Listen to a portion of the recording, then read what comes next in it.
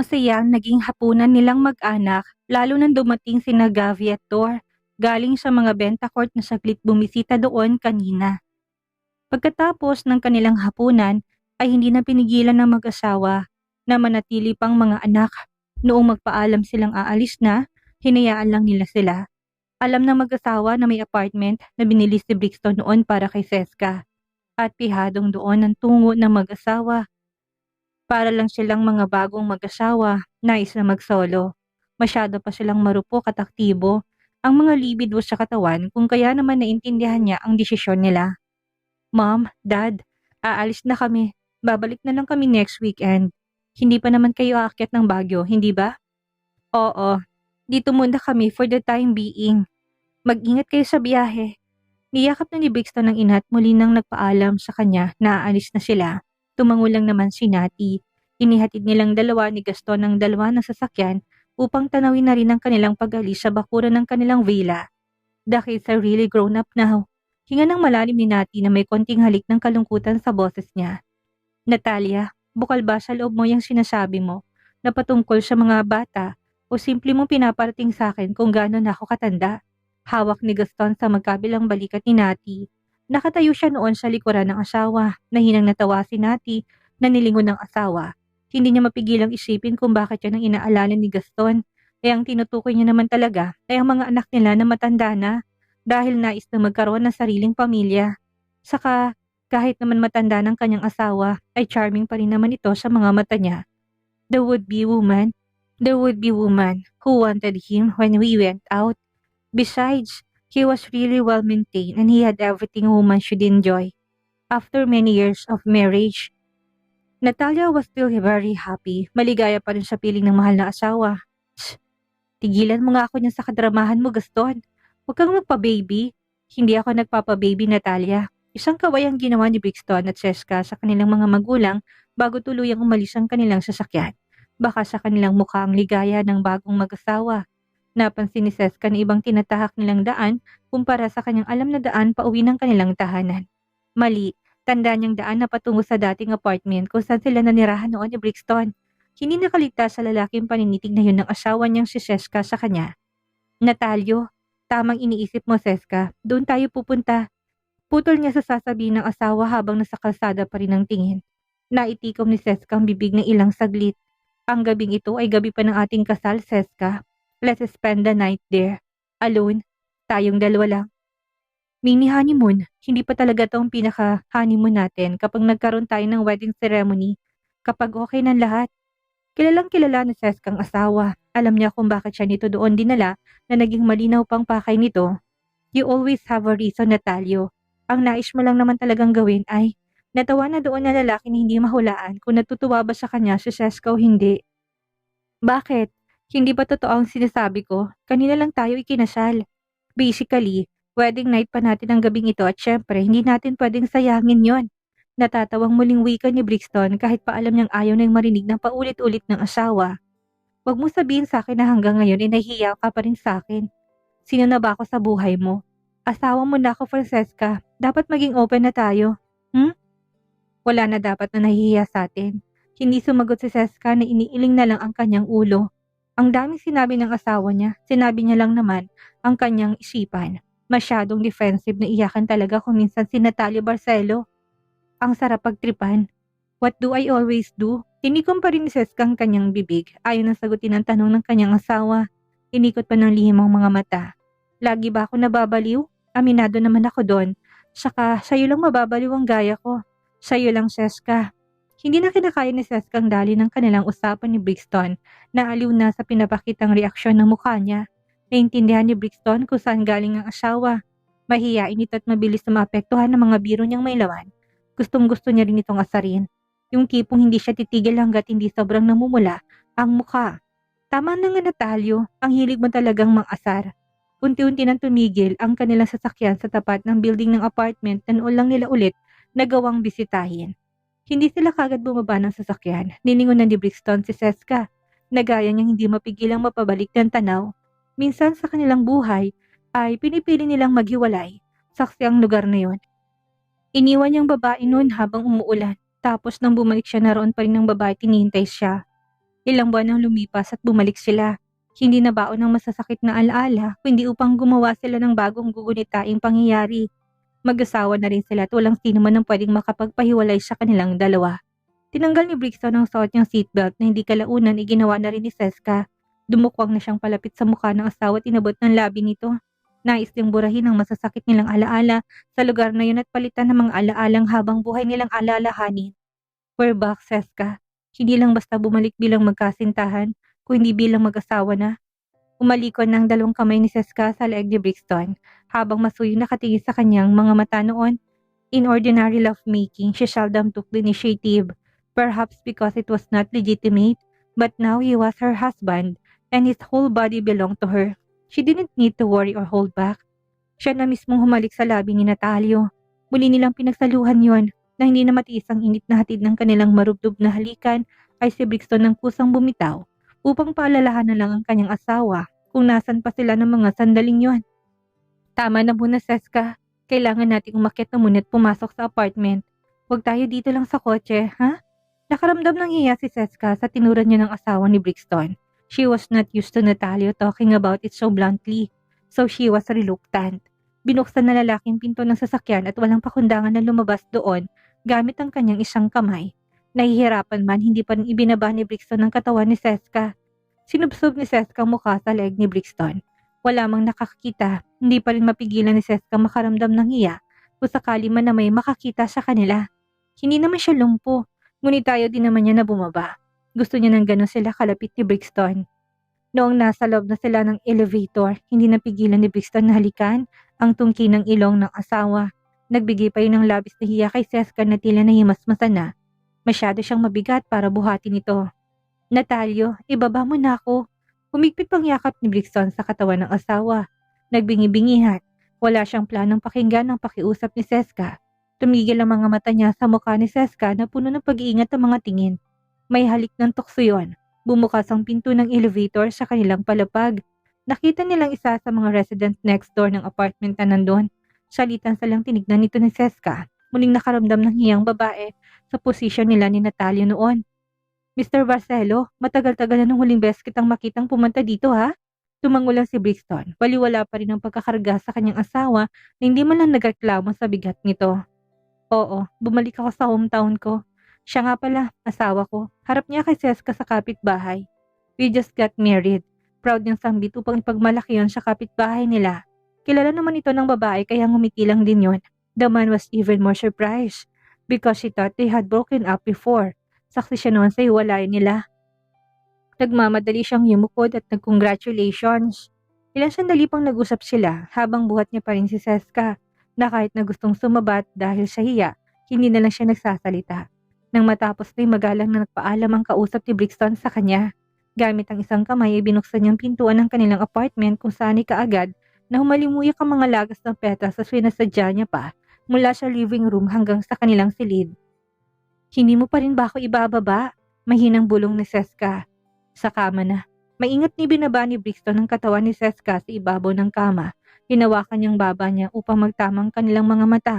Marahan siyang hinalikan ni Brixton sa labi. Banayad lang yon. Magaan, ngunit hindi nagtagal biglang dumiin ang mga halik nito na kulang na lang hindi na makahinga si Seska dahil sa bumangong gigil ni Brixton sa asawa. Natalio, utas ni Seska. Ngunit parang di siya narinig ng asawang patuloy sa ginagawa nitong paghalik. Dahan-dahang hinubad ni Brixton ang suot na damit ni Seska habang panaka-naka ang halik sa labi niya. Lunin na lunin naman ang mga mata ng babaeng pinapanood lang ang asawa na kung anong kanyang ginagawa. Nakaupo ito sa gilid ng kama habang ginagawa niya yon. Akmang babangon si Seska upang kumuha ng pamalit niyang damit, ngunit sinaway siya ni Brixton na gawin ang bagay na yon. He forbade her to wear anything else.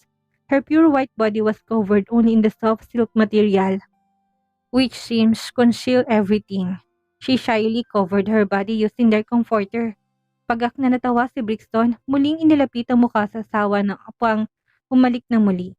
Maginaw, nguso ni Seska nang tinuri bukas na aircon ng apartment ng mukhang alibay lang naman niya sa pananaw ni Brixton. Matagal sa lamig sa katawan ni Seska kung kaya walang dahilan upang makaramdam to ng lamig. Patayin ko bang ilaw? Malokong ngising nakapagkit sa labi ni Brixton. Marahang itinango ni Seska ang ulo. The lights dim and the soft little thing became bolder. Muli nilang sinimulan ni Brixton ang naudlot nilang ginagawa. Nasa kalagitnaan sila ng kanilang ginagawa nang biglang buhayin ni Brixton ang ilaw kung kaya naman, biglang nagulat si Seska sa ginawa ng kanyang asawa. Kaya marahil siyang napasigaw, marahil siyang hinilang comforter upang itakip lang yon sa katawan niyang walang anumang saplot na patuloy na inaangkin ng asawa. Gusto kong makita, ang taga-taga na natin itong ginagawa. Bakit nahihiya ka pa rin sa akin? Nakita ko naman ang lahat ah. Ano pa bang tinatago mo sa katawan na hindi ko nakikita? Ayaw mo bang makitang kabuuan ko rin ha, baby? Nahihiya man si Seska, hinayaan niya si Brixton sa kung anong gusto niya. Tinapon niyang nahihiyang pakiramdam. Ang tanging nais niya lang sa mga sandaling yon ay ang mapaligayan niya at papagbigyan sa kung ano man ang gusto nitong mangyari sa kanila. Ganyan nga, Seska. Ganyan nga. Madaling araw na nang matapos ang mag-asawa sa napakahabang honeymoon at nanimoy wala ng kapaguran. Sa halip na matulog at nagkwentuhan pa silang dalawa na para bang yun lang ang pagkakataon nila na gawin ng bagay na yun. Tungkol ito sa mga napagdaanan nila, kinuwento niyang nangyari sa kanya noong nag-aral siya abroad.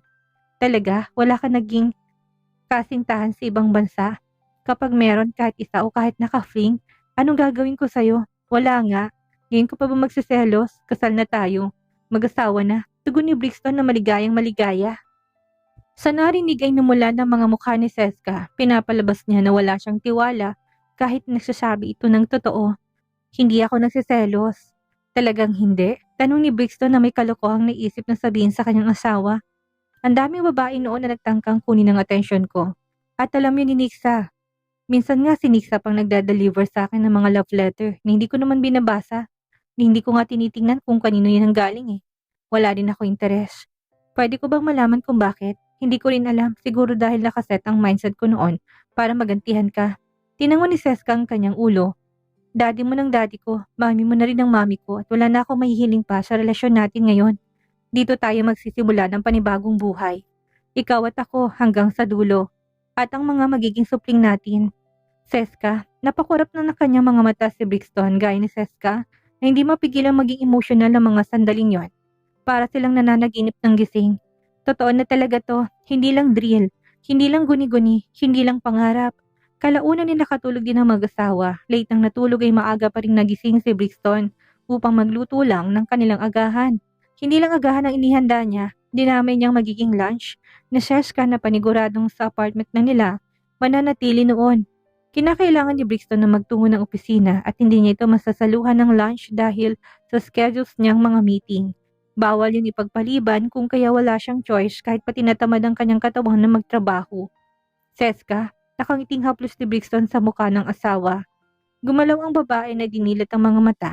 Una niya natagpuan ay malabong mukha ni Brixton na nakabis na noon ng pang-alis. Nag-init siya ng dalawa niyang braso habang mataman siyang pinagmamasdan ng kanyang asawa. Morning, tinalikan ni Seska ang bibig ni Brixton natapos niyang bumangon at yumakap dito.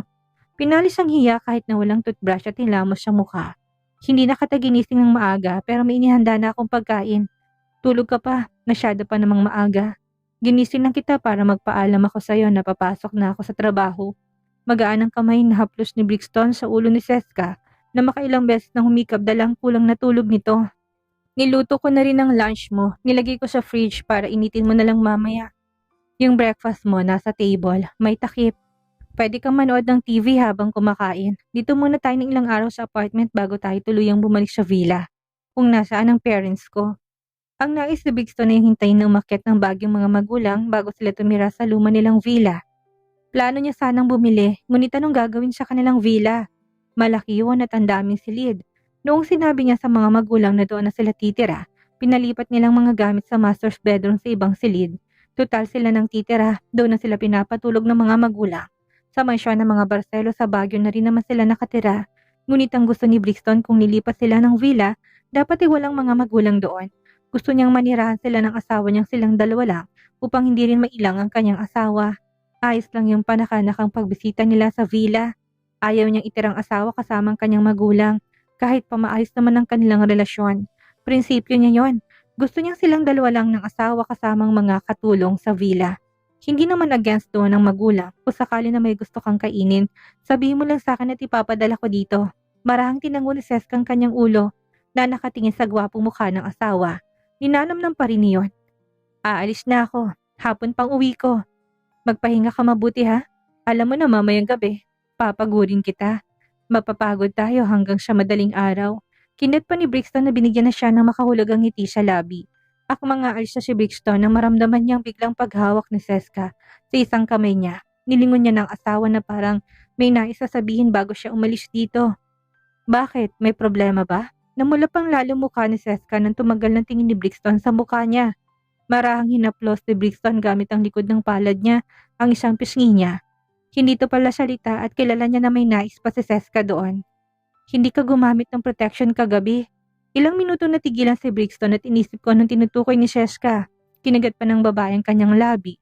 Wala na siya sanang planong sabihin yon, kaya lang nag-aalala siya na paano kung bigla siyang mabuntis. Wala pa ito sa kanilang plano. Kakakasal lang din nila. Pangit naman kung bigla na silang magkakaroon ng anak. Hindi pa siya ready eh. Anong ibig mo sabihin? Tanong ni Brixton kahit na alam niya kung anong tinutukoy ng asawa. Condom? Yun ang sinasabi ng asawang madalas nang gamitin noon dahil ayaw niyang magkaroon ng responsibilidad sa babae. Noon yon, noong paghihiganti lang ang nais niya, ngunit na nakapag-decide na niyang mahal niya ng babae, never na siyang gumamit nito. Nagtataka nga siya na ngayon niya lang sinabi ni Seska kung kailang kasal na rin naman sila nito. Ano bang kinakatakot mo, Seska? Mag-asawa naman tayo. If you get pregnant, we'll have the baby. Hindi ba't nangako rin tayo kay mommy at daddy na bibigyan natin sila kagad ng apo? Handa naman tayong pareho doon. Sabihin mo sa akin, hindi ka pa handang maging ina? Yakap niya na sa katawan ni Seska, baka kasi natatakot lang ito na mabuntis niya kaagad. Natatandaan pa naman niyang nagdaang gabi na sa loob niya lahat yan nilagay.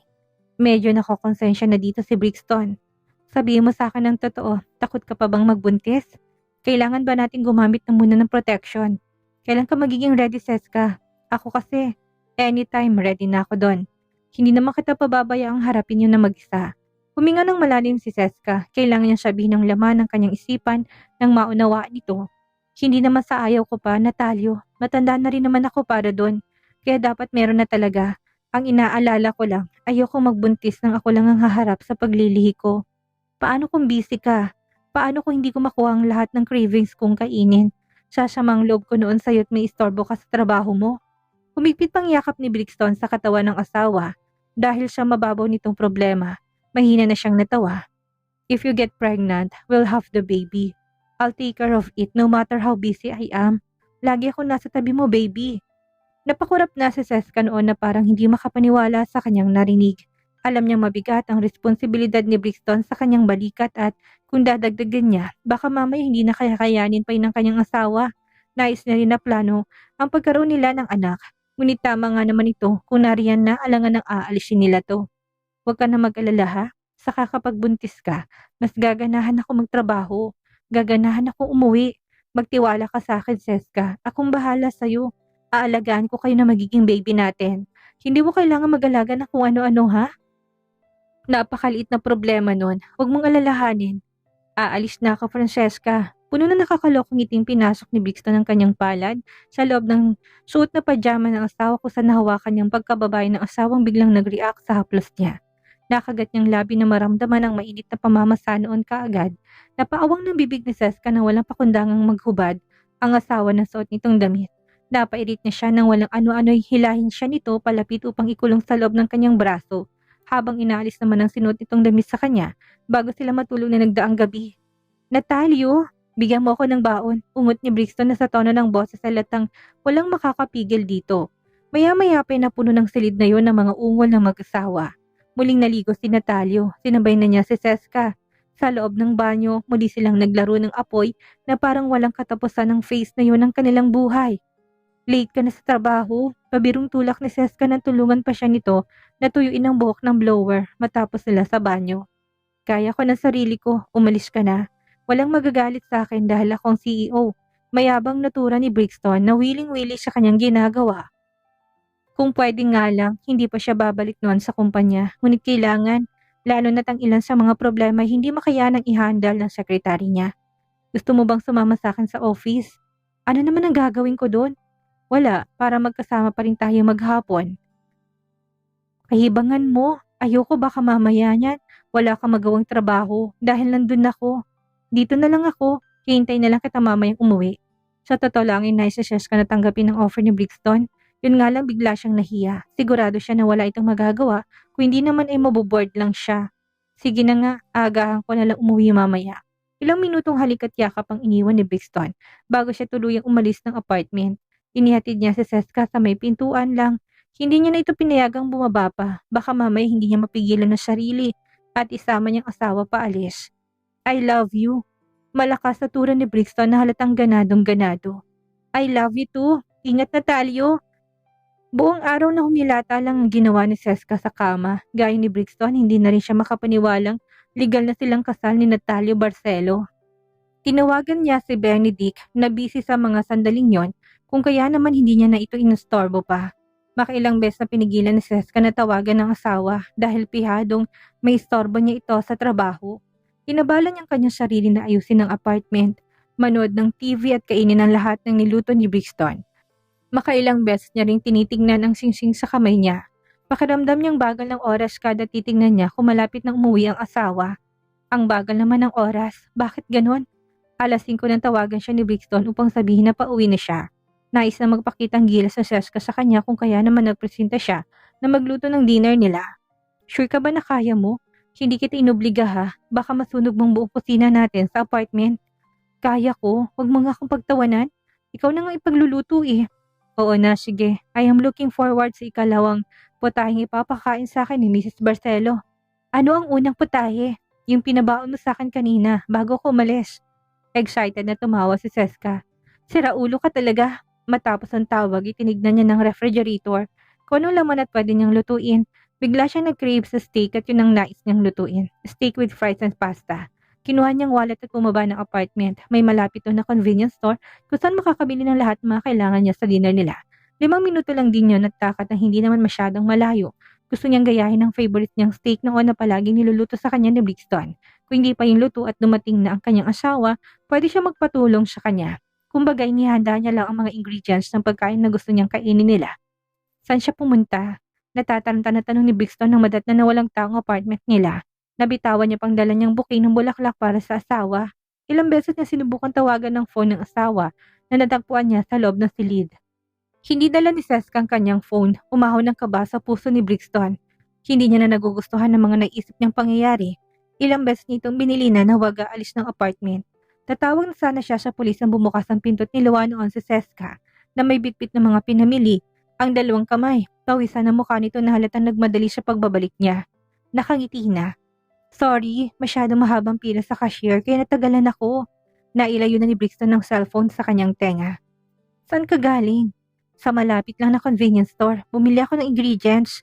Gusto ko kasi ng steak, fries at pasta. Hindi na natapos pa yun ni Seska na bigla na lang sinalubong ng yakap ni Brixton.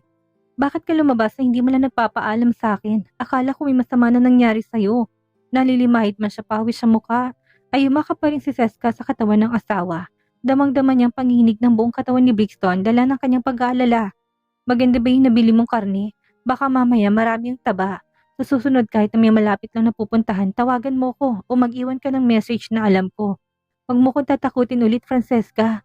Sorry kung pinagdalala kita, Natalio. May binili lang naman ako. Anong gusto mong kainin? Steak with fries and pasta? Sa ibang araw na lang yun. May sabaw ang kailangan natin kainin ngayon for dinner.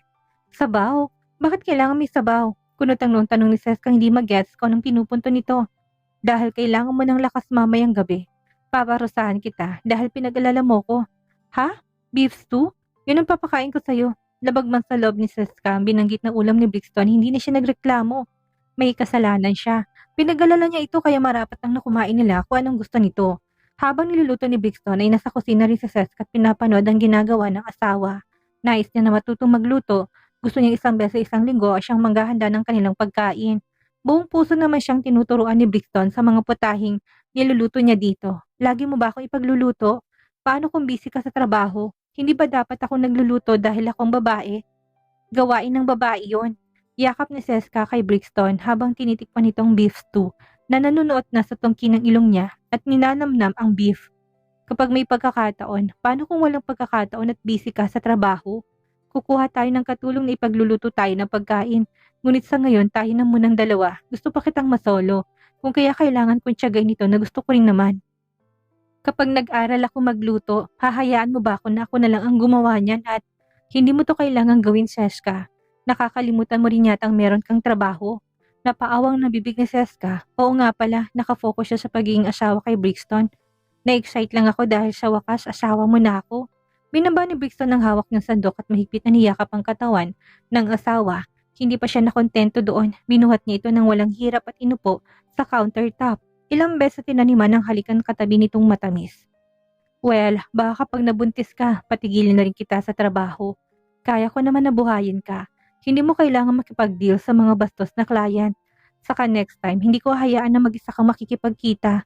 Ayoko nang maulit pang nangyari sa nakaraan. Madamdaming tura ni Brixton ni inayos pang ilang hibla ng buhok ng asawa sa muka. Kung alam ko lang na ganito kasaya, na maging isang Mrs. Barcelo, sana noon ko pa nagpatali sa'yo. Biro ni Seska na siya ng kusang yumakap sa leg ni Brixton at saka humalik sa labi ng asawa kung saan natikman niya ang sabaw ng beef stew. Kasabay ng pagyakap ng mga binti ni Seska sa bewang ni Brixton ay umaliko na rin ang mga braso ng lalaki sa katawan ng asawang mas palalimin pang halik na kanilang pinagsasaluhan. Halik na nagsimula sa simpleng paggamit na nagtapos sa wagas ng pag-ibig na walang sino man sa kanilang nais na bumitaw.